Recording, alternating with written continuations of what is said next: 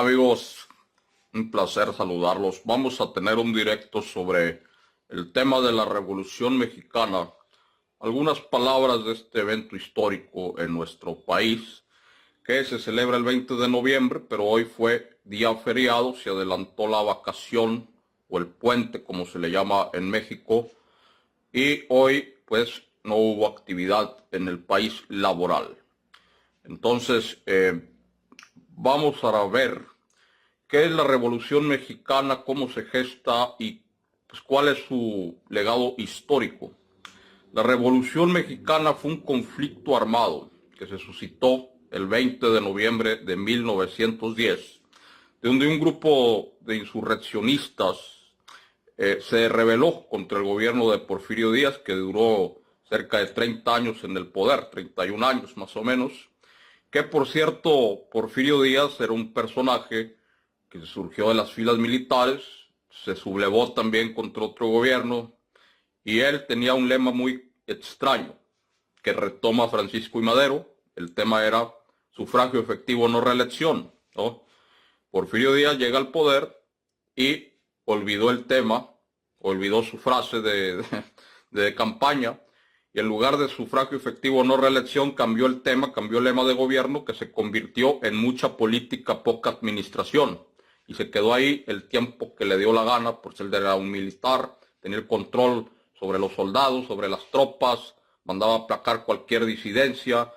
Dentro de su gobierno fue un gobierno de claroscuros. Al principio hubo mucho progreso, las inversiones extranjeras venían porque había autoridad, pero la reforma agraria faltó mucho a deber porque todo se lo daba a los militares, a los grandes latifundistas de grandes territorios agrarios en el país, pues era dado a sus amigos, y es una situación que se vino fecundando el embrión de la revolución, ¿no?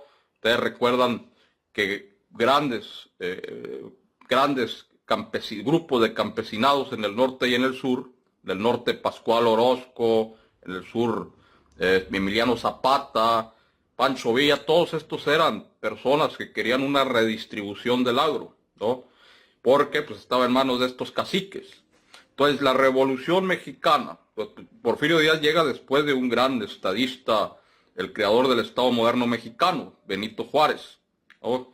Entonces desde ahí el porfiriato mandó construir muchos ferrocarriles en el país que conectaban las diferentes áreas, pero estos ferrocarriles en la actualidad están descontinuados, están viejos, están obsoletos. No fue hasta que llega López Obrador que empieza con una nueva era de los ferrocarriles y lo quita de las manos de los privados, que dicho sea de paso, muchos de los ferrocarriles estaban en la mano de Vicente Fox, de Esmarta Según, del otro, ¿cómo se llama? El cacique de las minas, Germán Larrea.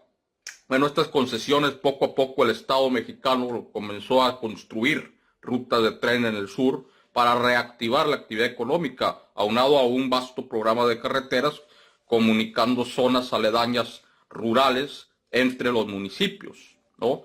Pues todo esto, históricamente el neoliberalismo dejó abandonadas las carreteras, dejó abandonado las obras públicas, y solamente hacía concesiones a grupos de intereses, como Grupo Carso, que hacía ciertas obras, pero no había un gran calado de infraestructura en el país. Sin embargo, y no es por, digamos, ser apologista de López Obrador, pero López Obrador era un presidente de infraestructura, creó el segundo piso de la Ciudad de México, con toda la crítica en su momento en la alcaldía de las oposiciones. Pero volviendo al tema de la Revolución Mexicana, este fue un periodo de la historia que fue muy cruento para el país, porque se enfrentaron un grupo de sublevados, Pancho Villa en el norte con la División del Norte, o con sus... Pancho Villa tenía una cosa muy curiosa, o reclutaba a gente de malas, reclutaba delincuentes, pues, y los convertía en tropas para el bienestar de la patria. Muchos de estos delincuentes eran adiestrados en el uso de armas y tenía un grupo de soldados fieles, si se puede llamar soldados, y eran bastante brutales porque todos iban a caballo y todos estos iban, como le digo, pues haciendo brutalidades, ¿no? Brutalidades en el sentido no solamente de una guerra de guerrillas, sino brutalidades contra la población civil. Hay una vasta historia negra de Pancho Villa, que ya está ilustrada, de las masacres que hacía incluso contra la población civil. O sea, era un tipo muy iracundo. Pero en el sur estaba Emiliano Zapata, y los dos pues estaban junto con Pascual Orozco al norte, Álvaro Obregón y Carranza, que era el máximo líder de la revolución en ese entonces, Venustiano Carranza, pues estaban todos contra Porfirio Díaz, y surgieron los fuegos revolucionarios de arriba a abajo, ¿no? Álvaro Obregón, que fue un gran líder, un estratega impresionante dentro de la Revolución Mexicana, y tenía bastante sapienza a la hora de enfrentarse con las tropas porfiristas, y así es como se abre paso la defenestración de Porfirio Díaz y la eliminación de este personaje, que llega a ser sustituido o puesto en el poder, llega Francisco I. Madero, ¿no? Pero bueno, miren, ahora todos estos, no sé si las personas sepan que cuando Carranza llega al poder después de la muerte de Madero, que fue traicionado por Victoriano Huerta, un tipo ahí iracundo, borracho, extraño, apátrida, que fue el líder de un sector conservador de los grandes latifundistas y empresarios, como la familia, ¿cómo se llamaba esta familia de hacendados y de empresarios que tenían varios medios de comunicación, muchos medios de comunicación? Ahí me acordarán los que saben de historia, los que se ponían un traje de 3 piezas, ¿no? Los Limantur, la familia Limantur, que era una familia muy conservadora que recibía prebendas del porfiriato y tenía grandes tierras, tenía de todo, estaba metida la mano en toda la familia Limantur, y eran muy conservadores y reaccionarios. Ellos crearon, junto con el gobierno de Estados Unidos, con el embajador en ese entonces, todo un complot para eliminar a Madero, y lo mataron dentro del Palacio Nacional. Fue una cosa muy tremenda que hoy se sigue recordando en los museos y en la historia nacional como un héroe a Francisco I. Madero, pero ciertamente le faltó mucha astucia, porque todos le decían: no pongas a Huerta, Huerta está complotando contra ti, ha hecho decisiones que no son las, porque lo elevó a rango de general, lo puso al mando de las tropas del ejército, ¿no? Y este tipo, pues a ver, los de abajo o los otros, los compañeros, decían: no, es un buen elemento. Secretario de Gobernación le decía.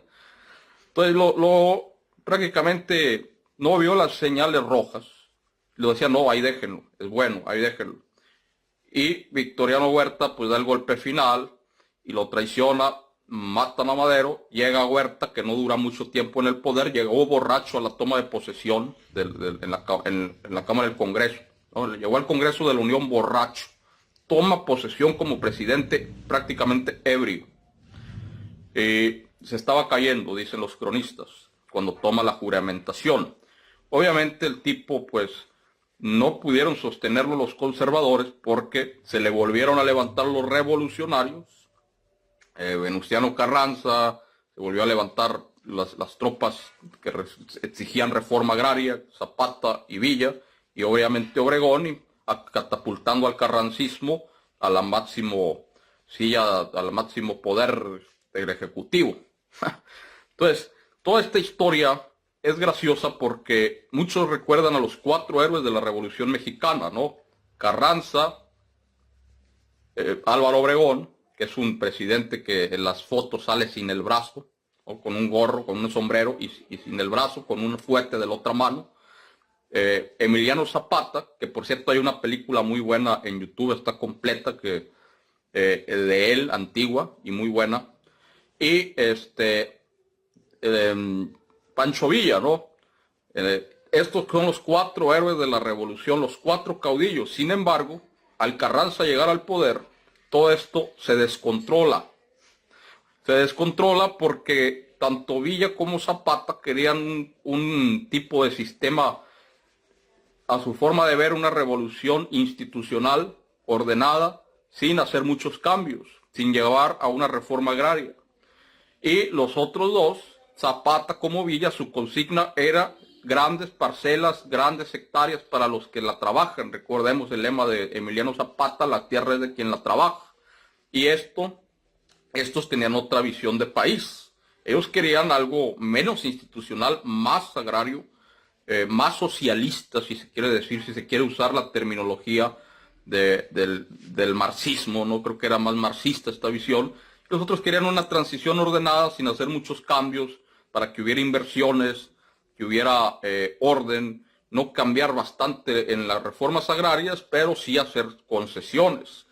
Pero Carranza llega al poder y pues obviamente catapultado por los revolucionarios y toma esa decisión de no ir pues, de hacer tantos movimientos. Obviamente pues tanto Zapata como Villa no vieron esto con buenos ojos, y además Obregón era medio conservador, ¿no?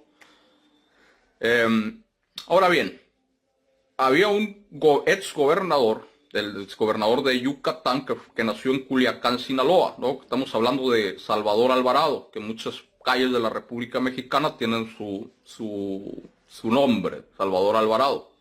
Salvador Alvarado era una persona muy avesada en estos, era muy adelantado a su tiempo.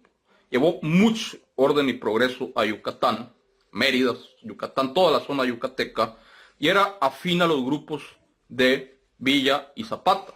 O sea, él estaba más en ese tenor, y Alvarado llevó, por ejemplo, el voto a la mujer o la participación femenina, no el voto a la mujer, sino que la mujer tuviera más preponderancia en temas políticos. Estamos hablando de una sociedad de antaño machista en ese tema, en ese momento de la historia. Y Alvarado fue un revolucionario con una mentalidad muy profunda, donde llevó la educación a un nivel superlativo en Yucatán, que después, por temor a que este personaje, Salvador Alvarado, comenzase con una nueva revuelta, pues lo mataron, ¿no? Los carrancistas, Carranza y Obregón. Bueno, eso es algo que hay que tener en cuenta también, ¿no? De lo que ocurrió en ese momento, de cómo estos grupos progresistas, liberales, estaban todos enfrentados por su visión propia de imponer al país como ellos querían. Por eso López Obrador, que conoce la historia, es conocedor, pues asiduo o muy conocedor avesado de la historia mexicana, creó un frente amplio dentro del mismo Morena para que las distintas tribus se cohesionaran en torno a un ideario político que dejó establecido, grabado en piedra en los estatutos de Morena, que pueden ustedes consultar en la página de internet, para que unos no salieran con otra visión y no hubiera enfrentamientos entre las tribus. Sin embargo, pues los tiros en el aspecto de la 4T y las venganzas internas y las diferentes disputas políticas van por otro lado, van por el lado de la ambición y van por otro tipo de rumbo o de ruta. Ya sabemos Monreal Ávila, lo que es su hermano David Monreal en Zacatecas, sabemos cómo han estado coqueteando con las derechas y sabemos cómo tienen negocios extraños, e incluso el negocio del agua en Zacatecas, que se lo quieren entregar a los privados, también en el Estado de México, muchos movimientos de muchos cuatroteístas, si se les puede llamar de esa manera, pues que están coqueteando, como lo fue en su momento una traidora al movimiento, Tatiana Cloutier, que viene de las filas del panismo histórico. Y Tatiana Cloutier fue expulsada del movimiento por López Obrador por coquetear con los Rothschild de entregar el litio de Sonora. Era la secretaria de Economía e hizo bastantes cuestiones. Pero vamos a volver al tema histórico para no perder el hilo. Se sacaron los ojos entre todos estos revolucionarios. O sea, Álvaro Obregón y Carranza se defendieron al Estado-nación naciente en ese momento de las hordas villistas y zapatistas que lanzaron el plan de Agua Prieta en Sonora, ¿no? En Agua Prieta, Sonora, lanzan este plan de que ellos estaban en contra del gobierno carrancista, y se enfrentan los que fueron aliados en su momento para destronar y destruir a Porfirio Díaz, que a finales de sus 30 años de gobierno, pues empezó a enloquecer el tipo, empezó a subirle impuestos a todo, hasta el perro que tenías le subía impuestos, ¿no? Entonces, es en este tenor que llega Madero, destruyen a Madero, llega Victoriano Huerta, no dura mucho en el poder, lo sacan, llega Carranza, y Carranza pues tiene estos estas inflamaciones revolucionarias desde Sonora y el sur, ¿no? Con Zapata. Entonces, fue aquí que esto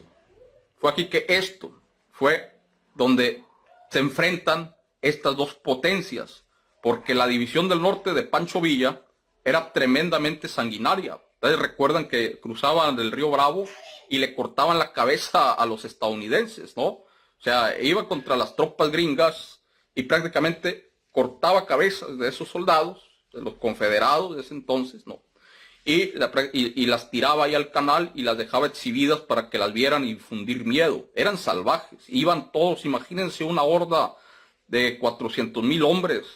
Bueno, no sé si eran tantos, no recuerdo bien la cifra, pero todos iban a caballo, todos iban dispuestos a hacer correr la sangre, cortando cabezas con los machetes, muy emblemático el machete villista, ¿no?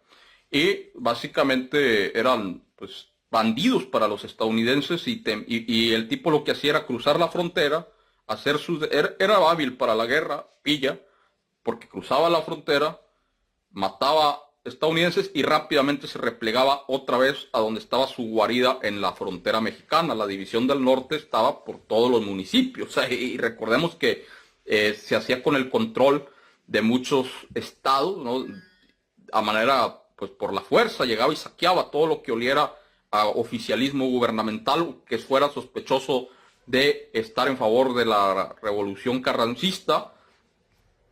O sea, no tomaba prisioneros y se le subía la sangre a la cabeza y empezaba a hacer destrozos, ¿no? Vamos a ver, a leer algunos comentarios. Sé que es un tema fuera de lo común en el canal, pero estamos en vísperas de la Revolución Mexicana y me pareció algo bueno recordar este tipo de elementos históricos. Buenas noches, dice Dios me ama. Buenas noches, a Dios me ama. Qué gusto, Fritz, dice Juan Leonés. Hola, Juan Leonés, un gusto. William Shura Huanca, Satanás, ¿de dónde sacas esa información? Dice William. Y dice Lucero, si no te gusta verlo o escucharlo, que nos comparte Marco, no lo veas y ni gastes tiempo comentando, ve a la iglesia, tú muy santo que te crees. Bueno, yo creo que pues ahí no sé qué está pasando en la caja de comentarios, pero bueno, me dice Satanás por la camiseta, yo creo por acá, por esto. Bueno, esto es como de Halloween, me lo compré para un disfraz de Halloween hace mucho tiempo. Y bueno, me pareció gracioso, no es que yo adore nada de eso, ya saben que yo no, para nada, ¿no? Pero bueno. Chat para Open Minds, dice Juan Leonés. Así es. Gracias, Juan Leonés, por tus palabras, ¿no? Además tiene el ojo que todo lo ve. No lo compré tanto por el chivo que viene aquí, sino por el ojo que todo lo ve. La conspiración también viene por aquí en la camisa. Creo que por acá está. Aquí los tengo muy abajo y muy grande. Por eso más que nada que por el chivo ese que viene, que es el Baphomet. Que el Baphomet fue popularizado por Eliphas Levi en su momento, ¿no? Pero bueno, esta información es histórica, William, viene desde épocas antiguas y se puede reforzar con nuevos elementos de los cronistas, los historiadores, los museos. De hecho hay un museo en Parral, Chihuahua, donde mataron a Villa, creo, ¿no? En un restaurante. Ya después de que pasó todo esto, pues el gobierno no confiaba en Villa y lo mandó aniquilar, después de que se asienta Carranza de que se asienta Obregón en el poder. Entonces, fue muy interesante la Revolución Mexicana desde el punto de vista en el cual las estrategias militares de los sanguinolientos, División del Norte de Villa y los ejércitos de Zapata, se enfrentaron contra la mentalidad técnica de Álvaro Obregón. Álvaro Obregón acababa de pasar la Guerra Mundial y él utilizó para ganar en la batalla de Agua Prieta una técnica muy impresionante. O sea, sabía que las tropas de Villa iban con toda la fuerza a barrer con lo que sea, con el mismo demonio si se ponía en su camino, con todos estos caballos salvajes, bien, los jinetes eran muy hábiles, cortando cabezas, disparando con fusiles, yéndose desbocadamente a arrasar cuanta tierra vea. Y Obregón sabía esto. Lo que preparó Obregón en Agua Prieta fue trincheras, las cuales llenó con alambres de púas. Entonces, al ir las tropas de Villa desbocadas hacia donde estaban reunidas las tropas obregonistas, todos se toparon con una caída a la muerte. Y además cercó al estilo de Sun Tzu, del arte de la guerra, de este libro del chino de Sun Tzu, ¿no? Que tiene un tratado sobre la guerra y las estrategias. Cercó a todas las trincheras desde fuera con fusiladores, con personas con fusiles, ¿no? Las tropas encerró todos como un anillo, y cuando éstas se desbocaron contra los alambres de púas, los remataron desde fuera con los fusiles, haciendo una verdadera baño de sangre contra las tropas villistas. Y es aquí donde pues fue la célebre batalla de Agua Prieta, en la cual Villa pierde brutalmente, y de ahí se rearma el ejército obregonista para contraatacar, o atacar más bien, a las tropas zapatistas, las cuales también derrota, y se asienta Carranza y Obregón en el poder, el cual vuelve a México un estado institucional, y triunfa el liberalismo, pues prácticamente controlando ya toda la patria, porque cada quien en esos tiempos podía saltar el plan que quisiese, ¿no? Podía promulgar un plan y empezar una revuelta. Y entonces lo que no querían estos líderes era que hubiera más revueltas y que se rearmaran estos grupos revolucionarios y volviesen a contraatacar para volver a dar un golpe de estado. Ahora ya son otras cuestiones. En el país actualmente ya no hay este tipo de cuestiones, y la historia mexicana, o más bien la política nacional, tomó nota, porque el PRI nace del revolucionario institucional, el PRIATO, nace de todos estos elementos. La institución que hoy gobierna, que fue la Constitución del 57 que nos rige en la actualidad, que fue modificada en 1957, de Carranza, es la que nos está mandatando, gobernando, que se le han hecho adiciones, modificaciones. Bueno, pues esta Constitución es la que rige la Carta Magna en el país, ¿no? Entonces, lo que tenemos aquí, amigos, es que después de que Carranza nombra a un líder como su sucesor, a un líder militar que no figuraba en el registro para ser presidente, Carranza se enoja.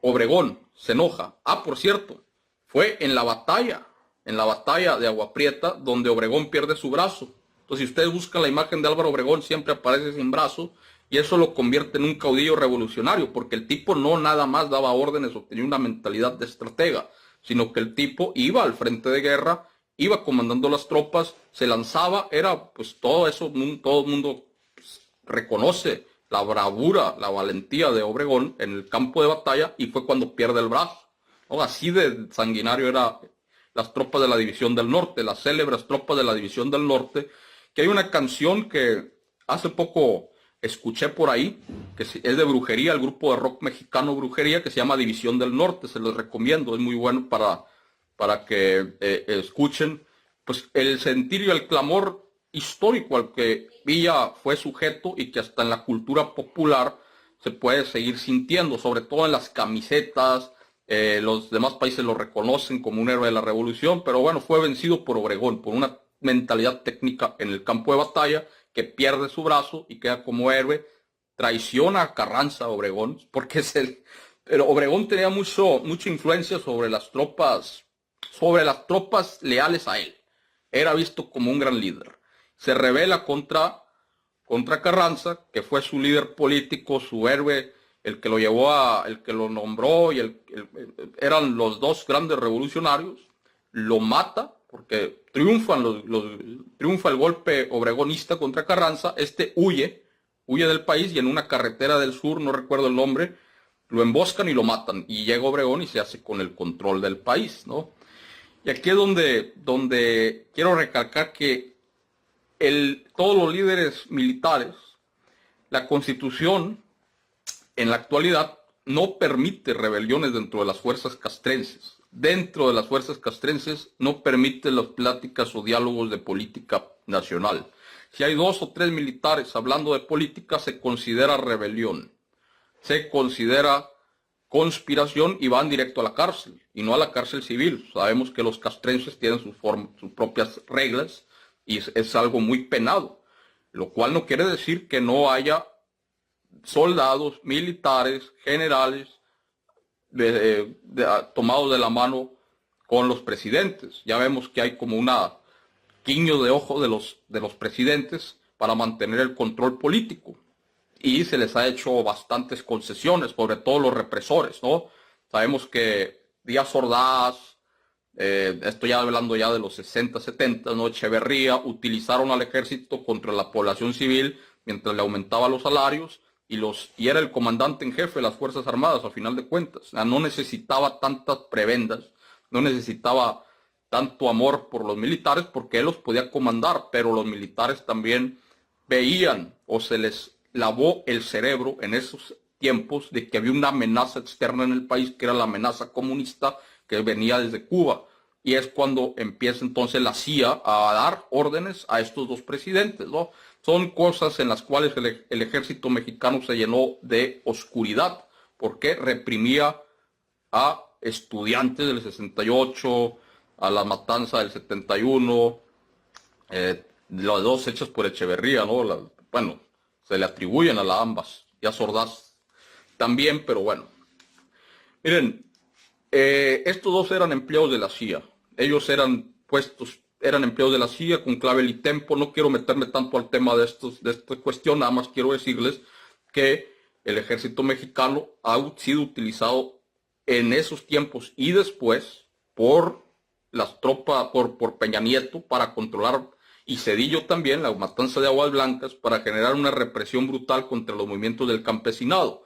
Con Salinas de Gortari, también contra el movimiento del subcomandante Marcos en la selva chapaneca, los cuales temían que esta rebelión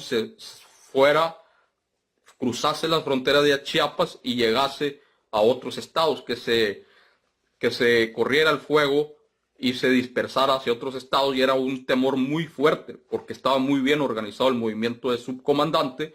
Y es cuando Salinas, junto con la CIA, siempre con la CIA de la mano, porque era un gobierno que también obedecía a un neoliberalismo rapaz, el cual no quería que fuera un gobierno popular,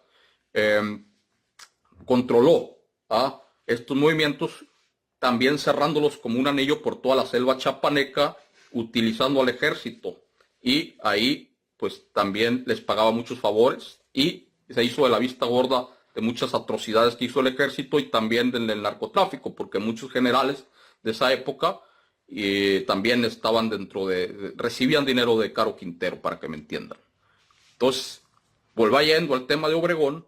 Obregón es visto hoy en el país como un presidente de claroscuros. Hoy en día, con tanta situación extraña que hay en cuanto a los aranceles, la guerra del Temec, la industrialización del país, se recuerda con tristeza cómo Obregón, por tener legitimidad política, porque llegó de la mano de un baño de sangre y de un golpe de Estado al poder, quería congraciarse con los Estados Unidos y tener ese apoyo táctico militar y posteriormente recibir una estabilidad de parte del país del norte, y es cuando firma los tratados de Bucareli, los famosos tratados de Bucareli, que a la postre llevarían a una desindustrialización del país. ¿Qué es lo que clamaban los tratados de Bucareli? Pues que en México no podía progresar, su industria debía estar maniatada a los intereses de Estados Unidos, y prácticamente toda la industria nacional debería ser sujeta a control estadounidense. Lo vieron como traición a la patria otros revolucionarios que eran del gabinete obregonista, los cuales también se le rebelan,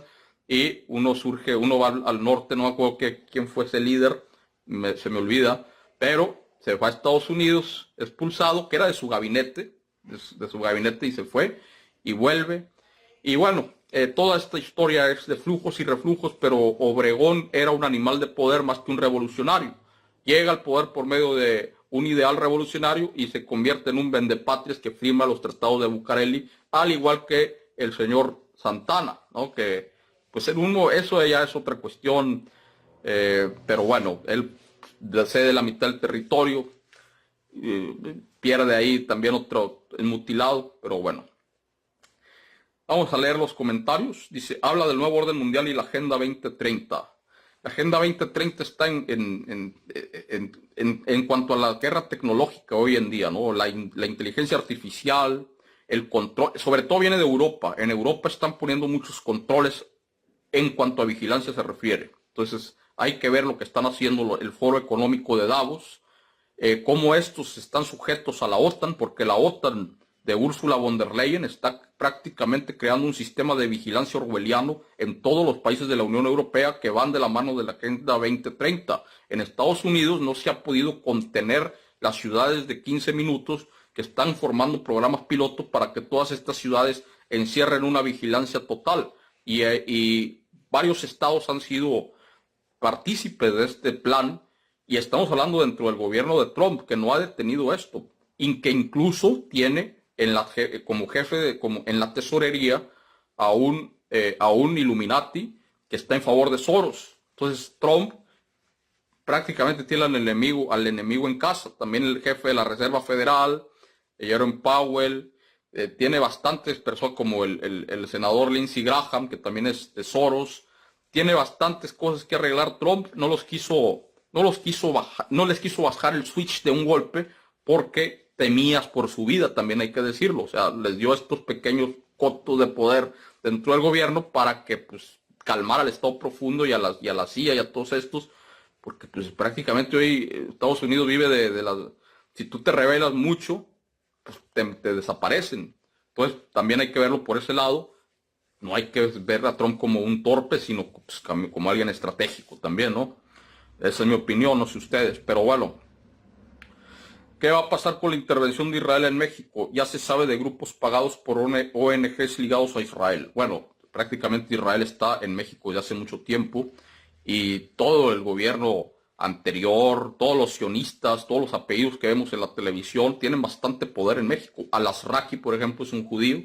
Adela Micha también es del sionismo, no judíos, sino sionistas, que sería más correcto, ¿no? Simón Levy, el empresario deudor, que está buscado por la Interpol, que tiene conexiones con todos estos sionistas. Andrés Roemer, ¿no? Que el líder de la Ciudad de las Ideas, que era amigo de Salinas Pliego, que de hecho tenía un espacio en la televisora de Televisión Azteca, donde este personaje violaba jovencitas, ¿no? Y tenía una casa de los horrores, donde citaba a actrices, citaba a posibles mujeres que salieran en el espectáculo, pues a todas prácticamente las violentaba sexualmente, y es protegido en Israel, está en Israel exiliado porque le abrieron una carpeta de investigación y allá se quedó en esa ciudad. También soy sionista judío, y muchos del neoliberalismo mexicano. Enrique Krause, que es el de Letras Libres, que pues es un personaje que siempre ha apoyado a Calderón, a Fox, todo lo que ya conocemos, ¿no? Y todos estos grupos, como también los empresarios que mueven mucho dinero en Monterrey, el grupo de los 8, los Kopelsky en Sinaloa, que son un grupo de empresarios que se les dio un banco incluso. El señor Felipe Calderón le dio a los Kopelsky un banco nacional que se convirtió en Bancoppel por apoyar el fraude del 2006, apoyando todo el dinero sionista, apátrida, y todos estos tipos pues obviamente son antimexicanos, no quieren el progreso nacional, lo que quieren es prácticamente ser una colonia estadounidense israelí y controlar los recursos. Recordemos que también el señor Calderón puso al secretario de Energía, perdón, al secretario de la Comisión de Agua, primero fue José Luis Luege Tamargo, que era un yunquista, y después pone a David Kornfeld, ¿no? El cual quería la privatización total del agua y quería entregárselo a los sionistas. La ley Kornfeld se llamó en su momento, también un sionista. También tenemos bueno, ya mencioné a Carlos Al-Azraqui, que también hoy tiene su programa de Atypical TV, que afortunadamente nadie lo ve, que fue el líder de campaña de Roberto Madrazo y ha sido propagandista y mercadólogo de muchos políticos de la derecha, los cuales recibían, pues, prácticamente recibían amor por parte de su espacio televisivo a cambio de mucho dinero y contratos jugosos, contratos que eran pagados con nuestros impuestos, junto con todo lo que se le pagaba a Televisa y a TV Azteca, que por cierto estas dos televisoras, Televisa y TV Azteca, cotizaban por la banca Rothschild. O sea, son extensiones de lo que es los medios de comunicación anglosajones de los Estados Unidos, y Televisa y TV Azteca eran prácticamente un cabuz de los Rothschild y de los medios de comunicación estadounidenses, y prácticamente aplicaban ineducación y apolítica, ¿no? Ustedes recuerdan los medios cómo eran de prostituidos. No había prácticamente un diálogo político en la TV nacional, en todo el gobierno de la 4T, perdón, antes del gobierno de la 4T tenían prácticamente controlado todos los medios, toda la radio, todo eran ataques contra las izquierdas, era un cerco mediático impresionante, brutal, maligno, el cual jamás se buscó ayuda en el extranjero. El movimiento nacional López Obradorista, izquierda, porque López Obrador fue parte de un grupo de izquierda, de una escisión del PRI que terminó siendo PRD, que el PRD venía del PCM, o sea, el Partido Comunista Mexicano, toma un impulso y comienza desde la Cámara de Diputados y desde el poder que daba la Alcaldía de la Ciudad de México al cobijo, porque el poder de la Ciudad de México estaba cobijando a toda la izquierda a nivel nacional, no había izquierda en ningún estado. Entonces, todo esto era atacado en todos los medios, día y noche, sobre todo por TV Azteca, que hoy Salinas Pliego está prácticamente en la quiebra y a punto de ser embargado si es que no paga todo lo que el Poder Judicial está cobrando. Esto era un ataque brutal, cínico, descarado, violento, que molestaba al mexicano común, que sabía lo que estaba ocurriendo. No había espacios para diálogo político en ese tiempo. Simple y sencillamente, hasta las 12 de la noche había programas nocturnos de diálogos políticos controlados totalmente por la derecha. Carlos Marín, recuerdan a de que también se le regaló una radio, ¿no? Un medio de comunicación. También al grupo del Universal, a Ruiz Gili y a toda su parvada de corruptos, que tenía 400 guaruras el tipo, un estúpido imbécil sin cerebro como Ricardo Alemán, que le falta, que no sabe ni abrir el hocico, con todo respeto, 400 departamentos de lujo por toda la Ciudad de México, una momia asquerosa, pornográficamente, pues, ¿cómo puedo llamar a Adela Micha? O sea, es una asquerosidad. Véanle la cara de momia, se está derritiendo. No es que yo esté atacando a la mujer ni sea machista, pero es que también se pasa de lanza, como decimos en Sinaloa. Es una persona que siempre ha atacado a la izquierda con un castillo en Chapultepec. O sea, no tiene una casa, tiene un castillo. Y recibía dinero a lo bruto, descomunales cantidades de dinero, sionista. Ahora muchos van a decir, Sheinbaum también es sionista, también está, bueno, las acciones de Sheinbaum en apoyo a Palestina no parece ser sionista. Puede que sea judía, su apellido así lo indica, pero no se ve que las acciones sean en contra o en favor de estos grupos. Al contrario, a todos estos grupos los tiene muy en la mira, sobre todo a Salinas Pliego. Así que porque yo veo muchos comentarios que me dicen, la sionista, desde que habló en favor de Palestina, exigiendo a Israel la extradición de Roemer y otros personajes que se han ido allá, porque la mayoría de los mexicanos apátridas van a Israel o van a España, prácticamente no hay lugar a dudas de que la persona está más con la 4T que contra estos grupos, ¿no? Que con estos grupos. Dice Arcadia Caballeros, López Obrador es un masón consagrado a Lucifer y su ejército de ángeles caídos, los masones de alto grado, no mueren por esa bebida extraída de los bebés sacrificados en ofrenda a su Dios del universo, dice Arcadia Caballeros. Bueno, yo creo, Arcadia, que te tienes que leer el libro de José Luis Sánchez Traba para entender la masonería en México, porque realmente creo que estás bien equivocado, amigo. Con todo respeto te digo que eso no es cierto. En primer lugar, sí es un masón, pero no es de grado 33. López Obrador pertenece a la masonería del rito nacional mexicano, que se rige por los ritos, ¿cómo se dice lo contrario al rito filosófico? Los ritos nacionales, ¿no? Y todos los del RNM y los masones que me están viendo no me dejarán mentir. El rito nacional mexicano no está supeditado a los ritos filosóficos del rito escocés antiguo y aceptado. Todos los políticos que sí se pactan con sangre, con demonios, y empiezan a darle el alma a Lucifer en la logia, son personajes que están controlados por los ritos filosóficos del rito escocés antiguo y aceptado, y siempre han sido los conservadores.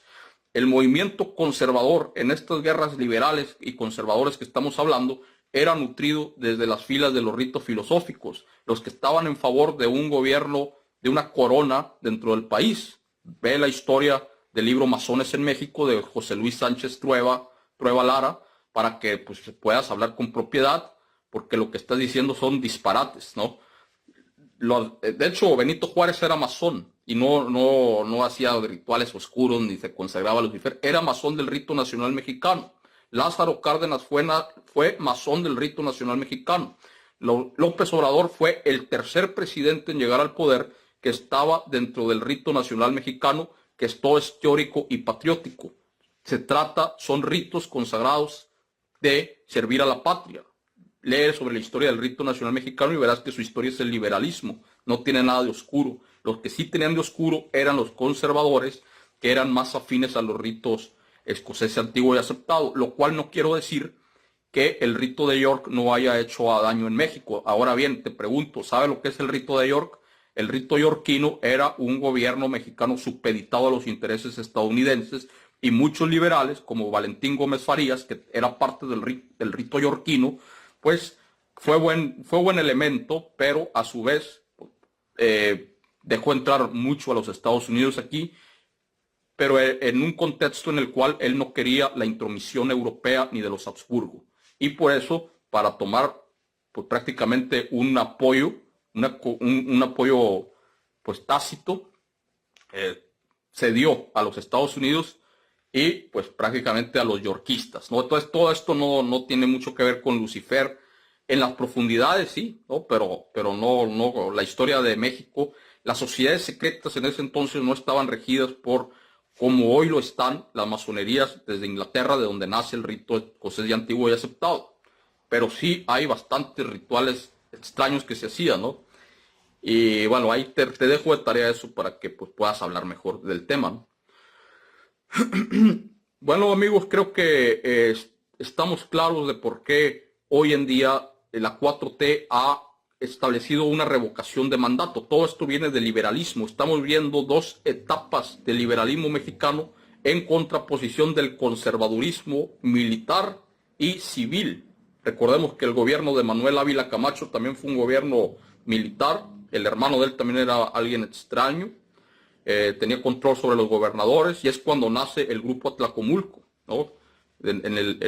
Bajo el gobierno de Manuel de Manuel Ávila Camacho empieza el grupo Atlacomulco a operar. Les recomiendo también leer el libro del maestro Francisco Cruz de Los negocios de familia, un libro que te habla de cómo nace este grupo y que toma el control total del Estado de México. Dice Arcadia Caballeros, masonería de izquierda y masonería de derecha trabajan para el mismo cuerpo. El Dios del universo, no sé qué dice, a ver, se me borró. El Dios del universo o el ángel caído de las alas mutiladas, dice Arcadia Caballeros. Te pregunto, Arcadia, si los dos trabajan para el mismo, ¿por qué Benito Juárez mandó fusilar a Maximiliano de Habsburgo? Benito Juárez era parte del rito nacional mexicano y Maximiliano de Habsburgo era del rito escocés antiguo y aceptado. Y esto está documentado en las crónicas, ¿no? Lo mandó fusilar y no le tuvo compasión ni conmiseración, como un perro. Se supone que los hermanos masones se abrazan y se aman y todos sirven juntos a Lucifer. No tiene coherencia lo que me estás diciendo, más bien son más disparates, ¿no? de los que te recomiendo corregir. Lucero Ortiz dice, buenas noches Marcos, cuídate, bendiciones. Gracias Lucero, cuídate tú también y un abrazo. Amigos, pues esto fue parte de lo que estamos hablando desde hace mucho tiempo aquí sobre pues lo positivo que es la revocación de mandato en un contexto en el que el país no puede soportar 6 años con un gobierno pues prácticamente antes no había mecanismo democrático para sacar a los conservadores del poder y todo eran represiones. La marcha de ayer, que fue vergonzosa, una marcha totalmente promulgada desde los conservadurismos más cavernarios, como Salinas Pliego, que fue el que obligó a los empleados de Electra a marchar, empleados que no son jóvenes, son puros ancianos o mayores de edad, y los obligó, si no pues les quitaba su trabajo, y fueron todos allá a hacer sus destrozos al Zócalo, porque hoy la nueva corte ya no tiene control sobre la corte este personaje que antes los tenía incluso control sobre los expresidentes, ¿no? O sea, tenían concertas sesiones, hablaba bien toda la televisora día y noche hablando bien de Peña Nieto. Pues obviamente Peña Nieto le daba exenciones fiscales monstruosas y incluso le daba dinero para su programación. Entonces, y con ese dinero podía comprar a los ministros de la Corte, les mandaba cañonazos de dinero y la Suprema Corte de Justicia atrasaba los juicios por pago de impuestos. Hoy la Corte ha resuelto que debe pagar casi 75,000 millones de dólares, además de otros dineros que deben los Estados Unidos, cosa que el tipo tronó y sacó a sus pocas huestes que tiene a hacer el ridículo en la marcha de ayer en favor de una justicia que ni entiende él, porque toda la vida hemos vivido en un narcoestado no lineal, sino a veces aquí, a veces allá, pero de esto no se había pronunciado. Incluso el tipo aprobó el cerco mediático de no aprobar, o sea, aprobaron todos los medios de comunicación, TV Azteca, Televisa, Grupo Asir, todos estos medios ultraderechistas, firmaron un pacto de silencio con Calderón. Imagínense el dinero que ha de haber corrido a raudales para estos grupos, dinero de todos nosotros, para que hubiera un cerco mediático, y lo firmó Ferriz de Con también, Pedro Ferriz de Con, que hoy es un acérrimo enemigo de la 4T. Este tipo de cerco mediático fue que nadie iba a hablar de la inseguridad que se vivía en el gobierno de Calderón. Nadie iba a abrir la boca en aras de que la policía de investigación y el gobierno pudieran hacer su trabajo y facilitarles esto sin que hubiera miedo en la nación. Imagínense nada más, con un secretario de Seguridad Pública como García Luna, prostituyéndose al cártel de Sinaloa y traficando cocaína en los ductos de Pemex, con un Calderón que puso en la cárcel a un general del Estado del Ejército Mexicano, Tomás Ángeles de Aguajare, el cual encarceló porque le dijo que él tenía altas sospechas de que Genaro García Luna estaba traficando cocaína y estaba protegiendo a varios carteles. Montó en cólera a Calderón, lo metió a la cárcel. También encarceló a varios periodistas, como José Lemus, que también sobre Michoacán, que era el lugar de poder de Calderón, que él estaba apoyando a varios grupos de ahí, y lo acusó de narcotraficante a este periodista y lo metió 3 años preso. Pues en eso todos los medios no podían decir nada, porque había un cerco mediático que hoy no existe y que hoy con las redes sociales ya está abierto. Entonces eso es lo que les quiero decir, y es un tema muy político de hoy sobre la Revolución Mexicana, ¿no? Que está por celebrarse en 3 días, pero hoy fue un día de asueto en el país. Dice aquí, buenas noches Marcos, cuídate, bendiciones. Dice Lucero Cortés. Arcadia Caballeros, dice, se sacrifican entre masones u ofrendas a su Dios. Sí, pero los del rito escocés antiguo y aceptado en los grados 33, fundados por el IFAS, bueno, que se les dio un giro en la masonería moderna por Albert Pike, el cual fue el que le dio el giro satánico a las sociedades ocultas de Egipto, porque de ahí nace la masonería moderna, no la antigua. La antigua viene desde tiempos de Nimrod, desde los caldeos, desde mucho antes, ¿no? Pero hay masonerías blancas, sí, claro. Hay sociedades ocultas del misterio positivas en las pirámides de Egipto, la hay, y te recomiendo leer para que no te quedes nada más con la mirada en lo oscuro, el libro de el mago Jefa, que se llama Las llaves del reino interno, para que veas que mucha de esta masonería era un giro positivo antes de que los atlantes llegaran a Egipto y le dieran ese giro oscuro a la masonería y se dieran a la tarea de acabar con la luminosidad de la escuela del conocimiento masónico. O sea, tampoco es tan lineal de que todo está oscuro. La oscuridad viene de los ritos de Memphis, de los ritos de Eleusis, de los ritos del Palatino, que muchos de estos ritos nacen con Albert Pike como líder de la masonería moderna, el cual abiertamente clava que su dios es Lucifer, y también de el Zohar, que funda Simeón Bar Yochai. Por favor, te pido eso, ¿no? De que pues, también más discernimiento. Dice Cryptic Trister, la marcha fue una trampa y un circo. Bueno, yo creo que fue un berrinche de Salinas Pliego y de los grupos de poder, que se vieron muy ridículos, porque en el 2027 van a tener la oportunidad de una revocación de mandato, la cual se va a poder ver quién es quién en democracia. obviamente que con una popularidad del 70%, la derecha no quiere implementar o ir a la revocación de mandato y la quiere deslegitimar por si en algún momento de la historia vuelven al poder, no estar sujetos a la revocación de mandato. Va a ser muy vergonzoso para ellos el estar de nuevo dentro del poder, tener que derogar la revocación de mandato desde las filas de la tribuna o del Congreso, porque va a ser algo regresivo a todas luces, antidemocrático, y va a ser pues enemigo. Por eso no quieren implementarla desde un principio, pese a que les pueda dar algún beneficio en algún momento dado, ¿no? Porque así de impresentables son. Dice aquí, Mossad al 100% detrás de escena. Sí, claro, el Mossad y otros. Y Madame Blavatsky, dice Juan Leones. Bueno, Madame Blavatsky ya es otra cuestión.